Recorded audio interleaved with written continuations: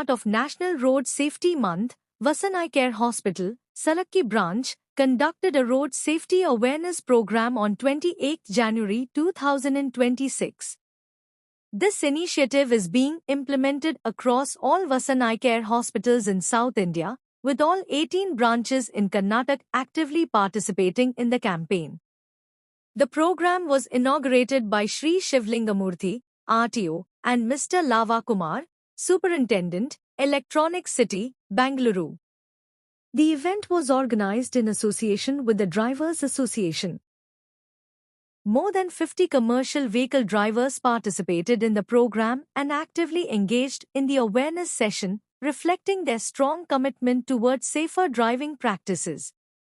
During the press meet, Dr. Roshni and Dr. Divya from Vasan Eye Care Hospital were present and shared valuable insights on eye health awareness. They emphasized the importance of regular eye checkups for commercial vehicle drivers and explained how good vision plays a crucial role in ensuring road safety. As part of this initiative, ನಾವು ಉಚಿತವಾಗಿ ಶಸ್ತ್ರಚಿಕಿತ್ಸೆಯನ್ನ ಮಾಡಿಕೊಡ್ತಾ ಇದೀವಿ. All over ಕರ್ನಾಟಕದಲ್ಲಿ ನಾವು 100 ಜನಕ್ಕೆ ಶಸ್ತ್ರಚಿಕಿತ್ಸೆಯನ್ನ ಮಾಡ್ತಾ ಇದೀವಿ. ಜನವರಿ 11ರಿಂದ February 11ರವರೆಗೆ ಈ ಒಂದು ರಸ್ತೆ ಸುರಕ್ಷತೆಯ ಬಗ್ಗೆ ಚಾಲಕರು ಯಾವ ರೀತಿಯಾಗಿ ನಿಯಮಗಳನ್ನ ಪಾಲಿಸಬೇಕು ಅದ್ರ ಬಗ್ಗೆ ಸಂಪೂರ್ಣವಾಗಿ ಮಾಹಿತಿಯನ್ನ ನೀಡ್ತಾರೆ. ಮಾತನಾಡಲು ಬಂದಿದ್ದೇನೆ. ರಸ್ತೆ ನಮ್ಮ ಜೀವನದ ಅವಿಭಾಜ್ಯ ಭಾಗ. ನಾವು ಪ್ರತಿದಿನ ಶಾಲೆಗೆ, ಕೆಲಸಕ್ಕೆ, ಮಾರುಕಟ್ಟೆಗೆ ರಸ್ತೆ ಮೂಲಕವೇ ಹೋಗುತ್ತೇವೆ. ಆದರೆ ಸ್ವಲ್ಪ ಅಜಾಗರೂಕತೆಯಿಂದಲೇ ರಸ್ತೆ ಅಪಘಾತಗಳು ನಮ್ಮ ಅಮೂಲ್ಯ ಜೀವಗಳನ್ನು ಕಸಿದುಕೊಳ್ಳುತ್ತಿವೆ. ರಸ್ತೆ ಅಪಘಾತಗಳ ಪ್ರಮುಖ ಸಂಚಾರ ನಿಯಮಗಳನ್ನು ಪಾಲಿಸದೇ ಇರುವುದು ಆಗಿವೆ. ನನಗೆ ಏನೂ ಆಗಲ್ಲ ಎಂಬ ನಿರ್ಲಕ್ಷ್ಯ ಮನೋಭಾವವೇ ದೊಡ್ಡ ಅಪಾಯ. ನಾವು ರಸ್ತೆ ಸುರಕ್ಷತೆಯನ್ನು ಪಾಲಿಸಲು ಕೆಲವು ಸರಳ ನಿಯಮಗಳನ್ನು ಅನುಸರಿಸಬೇಕು. ವಾಹನ ಚಲಾಯಿಸುವಾಗ ಹೆಲ್ಮೆಟ್ ಮತ್ತು ಸೀಟ್ ಬೆಲ್ಟ್ ಕಡ್ಡಾಯವಾಗಿ ಧರಿಸಬೇಕು. ಸಂಚಾರ ಸಂಕೇತಗಳನ್ನು ಪಾಲಿಸಬೇಕು. ಪಾದಚಾರಿಗಳು ಜೀಬ್ರಾ ಕ್ರಾಸಿಂಗ್ ಬಳಸಿ ರಸ್ತೆ ದಾಟಬೇಕು. ಮೊಬೈಲ್ ಬಳಸುತ್ತಾ ವಾಹನ ಚಲಾಯಿಸುವುದನ್ನು ಸಂಪೂರ್ಣವಾಗಿ ತಪ್ಪಿಸಬೇಕು. ಮಕ್ಕಳು, ಹಿರಿಯರು ರಸ್ತೆ ದಾಟುವಾಗ ಎಚ್ಚರಿಕೆಯಿಂದಿರಬೇಕು. ರಸ್ತೆ ಸುರಕ್ಷತೆ ಸರ್ಕಾರದ ಜವಾಬ್ದಾರಿ ಅಷ್ಟೇ ಅಲ್ಲ, ನಮ್ಮ ಪ್ರತಿಯೊಬ್ಬರ ಜವಾಬ್ದಾರಿಯೂ ಹೌದು. ಒಂದು ನಿಯಮ ಪಾಲಿಸುವುದರಿಂದ ಒಂದು ಜೀವ ಉಳಿಯಬಹುದು. ನಿಯಮ ಪಾಲನೆ = ಜೀವ ರಕ್ಷಣೆ ಎಂಬುದನ್ನು ನಾವು ಸದಾ ನೆನಪಿಟ್ಟುಕೊಳ್ಳಬೇಕು. ನಮ್ಮಿಂದಲೇ ಆರಂಭಿಸಿ ನಮ್ಮ ಕುಟುಂಬ, ಸ್ನೇಹಿತರು ಮತ್ತು ಸಮಾಜದಲ್ಲಿ ರಸ್ತೆ ಸುರಕ್ಷತೆ ಬಗ್ಗೆ ಜಾಗೃತಿ ಮೂಡಿಸೋಣ. ಸುರಕ್ಷಿತ ರಸ್ತೆ, ಸಂತೋಷದ ಜೀವನ.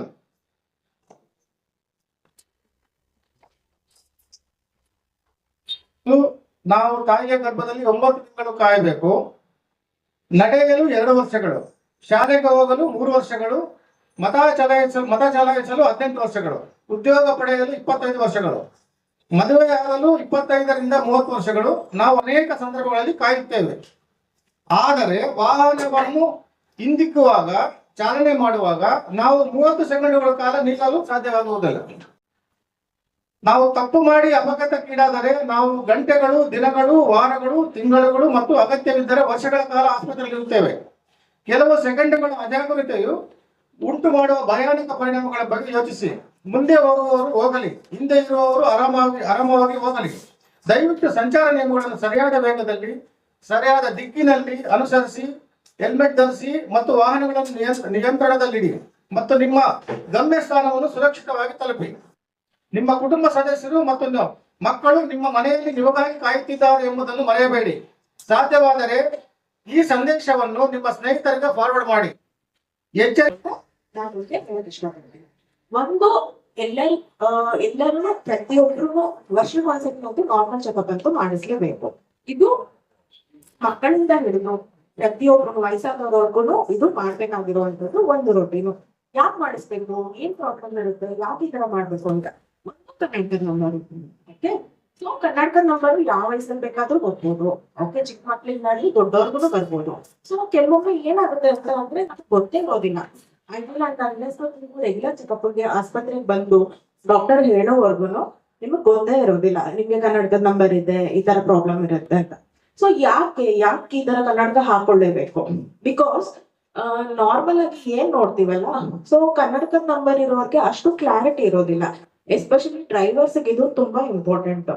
ಸೊ ಕ್ಲಾರಿಟಿ ಇಲ್ಲ ಅಂತಂದ್ರೆ ಮುಂದೆ ಬರುವಂತ ವೆಹಿಕಲ್ಸ್ ಆಗ್ಲಿ, ಇನ್ನೊಂದು ಯಾರಾದ್ರೂ ಸಂಚಾರಿ ಓಡಾಡ್ತಿರ್ಬೇಕಾದ್ರೆ ರಸ್ತೆ ಕ್ರಾಸ್ ಮಾಡೋದಾಗ್ಲಿ ಅಷ್ಟು ಕ್ಲೀನ್ ಆಗಿ ಕಾಣೋದಿಲ್ಲ. ಸೊ ಅಂತ ಟೈಮಲ್ಲಿ ಆಕ್ಸಿಡೆಂಟ್ ಆಗುವಂತ ಚಾನ್ಸಸ್ ಜಾಸ್ತಿ ಇರುತ್ತೆ. ಸೊ ಅದಕ್ಕೋಸ್ಕರ ಒಂದು ಕರ್ನಾಟಕದ ನಂಬರ್ನ ನೀವು ತಗೊಳ್ಬೇಕು. ಇದ್ರೆ ನಿಮ್ಗೆ ಅದನ್ನ ತಗೊಂಡ್ಮೇಲೆ ರೆಗ್ಯುಲರ್ ಆಗಿ ಯೂಸ್ ಮಾಡ್ಬೇಕು. ಮತ್ತೆ ಇನ್ನೊಂದೇನು ಅಂತಂದ್ರೆ 40 ವರ್ಷ ಆದ್ಮೇಲೆ ಪ್ರತಿಯೊಬ್ಬರಿಗೂ ಹತ್ರದಕ್ಕೆ ಕನ್ನಡಕ ನಂಬರ್ ಬರುತ್ತೆ. ಇದು ಏಜ್ ರಿಲೇಟೆಡ್ ಚೇಂಜಸ್. ಅಂದ್ರೆ ಹೇಗೆ ನಮ್ಮ ಕೂದಲು ಕಪ್ಪಿರೋದು ಬೆಳ್ಳಗಾಗುತ್ತೋ, ನಮ್ಮ ಸ್ಕಿನ್ ಹೇಗೆ ಸುಕ್ಕಟ್ಟುತ್ತೋ, ಅದೇ ತರ ಇದನ್ನು ಒಂದು ಚೇಂಜಸ್ ಅಷ್ಟೇ. ಇದು ಯಾವುದೇ ರೀತಿ ರೋಗ ಆಗ್ಲಿ ಇನ್ನೊಂದಾಗ್ಲಿ ಇಲ್ಲ. ಸೊ ಈ ಕನ್ನಡಕ ಹಾಕೊಂಡು ನೀವು ನೋಡೋದ್ರಿಂದ ಇದನ್ನು ಕ್ಲಾರಿಟಿ ಕಾಣುತ್ತೆ. ಮತ್ತೆ ಇನ್ನೊಂದೇನು ಅಂತ ಅಂದ್ರೆ, ಈಗ ಕಾಮನ್ ಆಗಿ ಎಲ್ಲಾರ್ಗು ಡ್ರೈವರ್ಗೆ ಏನ್ ಪ್ರಾಬ್ಲಮ್ ಇರುತ್ತೆ, ಧೂಳಲ್ಲಿ ಓಡಾಡ್ತೀರಾ. ಯಾವಾಗ್ಲೂ ಬೆಂಗಳೂರಲ್ಲಿ ಎಸ್ಪೆಷಲಿ ತುಂಬಾ ಜಾಸ್ತಿ ಧೂಳಿರುತ್ತೆ. ಸೊ ನಮ್ಗೆ ತುಂಬಾ ಕಣ್ಣೂರಿಗೆ ಅಂತ ಬರ್ತಾರೆ, ಕೆಲವೊಬ್ರು ಕಣ್ ಕೆಂಪಾಗುತ್ತೆ ಅಂತ ಬರ್ತಾರೆ. ಸೊ ಏನ್ ಮಾಡ್ಬೇಕು ಇದಕ್ಕೆ ಅಂತ ಕೇಳ್ತಾರೆ ನಮ್ಗೆ. ಸೊ ಏನ್ ಮಾಡ್ಬೇಕು ಅಂತಂದ್ರೆ, ಇದಕ್ಕೆ ಆದಷ್ಟು ನೀವು ಧೂಳಿರುವಂತ ಜಾಗದಲ್ಲಿ ಡ್ರೈವ್ ಮಾಡ್ತಾ ಇದ್ರೆ, ಸೊ ಇಲ್ಲ ಅಂತ ಅಂದ್ರೆ ಡಸ್ಟಿ ಎನ್ವಿರಾನ್ಮೆಂಟ್ ಇದ್ರೆ, ಕನ್ಸ್ಟ್ರಕ್ಷನ್ ವರ್ಕ್ ನಡೀತಿದ್ರೆ ದಯವಿಟ್ಟು ನಿಮ್ ವಿಂಡೋಗಳನ್ನ ಮೇಲೆ ಮಾಡಿ. ಇನ್ನೊಂದು ಕನ್ನಡಕ ಯೂಸ್ ಮಾಡ್ಬೇಕು ನೀವು. ಸೊ ಇದ್ ಮಾಡೋದ್ರಿಂದ ಸ್ವಲ್ಪ ಪ್ರೊಟೆಕ್ಷನ್ ಅಂತೂ ಸಿಗುತ್ತೆ ನಿಮ್ಗೆ. ಮತ್ತೆ ಇನ್ನೊಂದೇನು ಅಂತಂದ್ರೆ, ನಿಮ್ಗೆ ತುಂಬಾ ಜಾಸ್ತಿ ಕಣ್ಣುರಿ ಬರ್ತಾ ಇದೆ, ಇಲ್ಲ ಅಂದ್ರೆ ನಿಮ್ಗೆ ಏನಾದ್ರೂ ನಮ್ಗೆ ಪ್ರಾಬ್ಲಮ್ ಆಗ್ತಾ ಇದೆ ಅಂದ್ರೆ ದಯವಿಟ್ಟು ಅವಾಗ ನೀವು ಬಂದು ಡಾಕ್ಟರ್ಗೆ ತೋರಿಸಬೇಕು. ಯಾಕಂತ ಅಂದ್ರೆ ಅಲರ್ಜಿ ಇರುವಂತ ಚಾನ್ಸಸ್ ಜಾಸ್ತಿ ಇರುತ್ತೆ. ಈ ತರ ಜಾಸ್ತಿ ಯಾರು ಧೂಳಲ್ಲಿ ಎಕ್ಸ್ಪೋಸ್ ಆಗ್ತಾರೋ ಅಂತವರಿಗೆ. ಸೊ ನೀವು ಆ ಕಾರಣದಿಂದ ದಯವಿಟ್ಟು ಬಂದು ನೇತ್ರ ತಜ್ಞರನ್ನ ಆ ಸಮಯದಲ್ಲಿ ಕಾಣ್ಬೇಕು. ಮತ್ತೆ ಇನ್ನೊಂದೇನು ಅಂತ ಅಂದ್ರೆ, 40 ವರ್ಷ ಆದ್ಮೇಲೆ ಹೇಗೆ ನಮ್ಗೆ ಹತ್ರಕ್ಕೆ ಕನ್ನಡಕದ ನಂಬರ್ ಬರುತ್ತೋ, ಸೊ ಅದೇ ತರನೇ ಕ್ಯಾಟ್ರಾಕ್ಟ್ ಅಂತ ಬರುತ್ತೆ. ಸೊ ಕ್ಯಾಟ್ರಾಕ್ಟ್ ಅಂದ್ರೆ ಪೊರೆ ಇದು. ಸೊ ಪೊರೆ ಪ್ರತಿಯೊಬ್ಬರಿಗೂ ಬರುತ್ತೆ, ಕೆಲವೊಬ್ರಿಗೆ ಬೇಗ ಬರುತ್ತೆ, ಕೆಲವೊಬ್ರಿಗೆ ನಿಧಾನ ಬರುತ್ತೆ, ಅಷ್ಟೇ ಅದಕ್ಕೆ ಡಿಫ್ರೆನ್ಸ್. ಸೊ ಕ್ಯಾಟ್ರಾಕ್ಟ್ ಇದ್ದಾಗ ಏನಾಗುತ್ತೆ ಅಂತ ಅಂದ್ರೆ, ಇದು ಕನ್ನಡಕದ ನಂಬರ್ ಹೇಗಿರುತ್ತಲ್ಲ ಅದಕ್ಕಿಂತ ಜಾಸ್ತಿ ನಮ್ಮ ದೃಷ್ಟಿನ ಪಂಚ್ ಮಾಡುತ್ತೆ. ಸೊ ಅವಾಗ ಎಷ್ಟು ಆಗುತ್ತೆ ಪ್ರಚಾರ ಮಾಡ್ಬಿಟ್ಟು try to utilise it to the maximum. So ಮತ್ತೆ ಇನ್ನೊಂದೇನು ಅಂತಂದ್ರೆ, ನಿಮ್ಮ ಜೊತೆ ನಿಮ್ಮ ಫ್ಯಾಮಿಲಿ ಅವ್ರನ್ನು ರೆಗ್ಯುಲರ್ ಚೆಕಪ್ಗೆ ದಯವಿಟ್ಟು ಕರ್ಕೊಂಡು ಬನ್ನಿ. ಎಸ್ಪೆಷಲಿ ಮಕ್ಳಿಗೆ ಕೆಲವೊಮ್ಮೆ ಏನಾಗುತ್ತೆ ಅಂತಂದ್ರೆ, ಮಕ್ಳಿಗೆ ಸ್ಪಿಟ್ ಇರುತ್ತೆ, ವಾರಗಳು ಜಾಸ್ತಿ ಆಗಿರುತ್ತೆ. ಸೊ ನೀವು ಏನ್ ಮಾಡ್ಬೇಕು ನಾವು, ಸೊ ಶುಗರ್ BP ಒಂದಂತೂ ನೀವು ಫಿಸಿಷಿಯನ್ ತೋರಿಸಿ ಶುಗರ್ BP ಯಾವಾಗಲೂ ಕಂಟ್ರೋಲ್ ಅಲ್ಲಿ ಇರ್ಬೇಕು. ಒಂದು